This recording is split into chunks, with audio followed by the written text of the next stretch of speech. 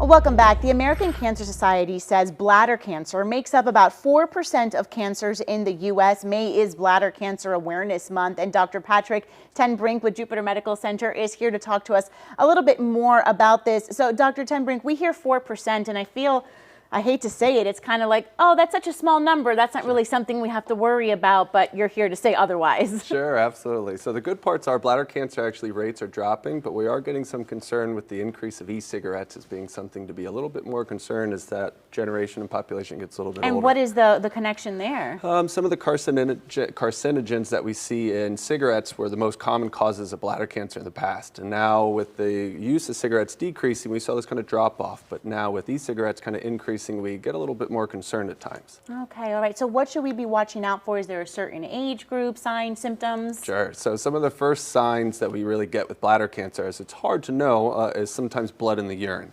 Sometimes people will see that, will have some kind of pink, red, bloody urine, or sometimes when they go to see their primary care, they'll check their urine and just see it under the microscope. If those aren't there, some of the other signs and symptoms often are either some urgency and frequency, some kind of pelvic pain at times. People think they have a urinary tract infection, but it just never comes to find that they do. I was going to say that sounds like something that you could attribute to something else, right? Something maybe a little bit less minor. Exactly. And most often it is. It's not as if to say these symptoms are absolutely signs of bladder cancer. But if we keep seeing that reoccurring concerns of an infection, but we're not really having those actual true infections, then this is where we start to look a little bit further. All right. Tell us about treatment options. And I know you have some new innovative options there at Jupiter Medical Center. Yeah, we're really excited. We have a new kind of, well, it's been around for a while. Actually, Jupiter Medical Center was the first one in Florida to provide it. It's called a blue light cystoscopy with Cysview. It's a procedure where we put a little bit of a medication into the bladder that allows those tumor cells, if there are any, to kind of fluoresce this really interesting pink color, so that when we're looking to do the actual surgeries to scrape and remove those tumor cells, we can kind of find some ones exactly where they are if we can't just visibly see it under the naked eye. All right, and you have a new like a new center going on as well? Yeah, so Jupiter had an amazing not anonymous, but an undisclosed donation by Joe and Barbara Charles to make the Joe and Barbara Charles Center of Urology.